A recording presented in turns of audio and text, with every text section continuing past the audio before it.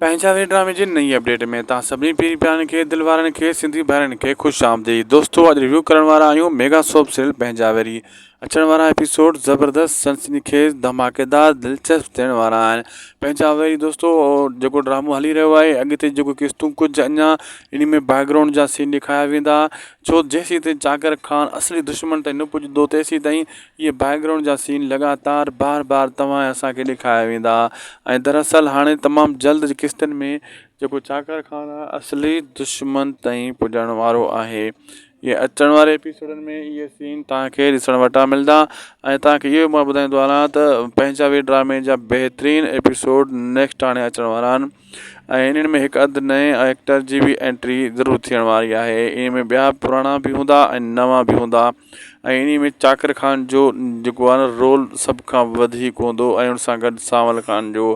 दोस्तों वीडियो अॻु जो पुॼो पाणी पुॼाणी ते वॻो मिलंदासीं तव्हां सां कंहिं नेक्स्ट वीडियो में।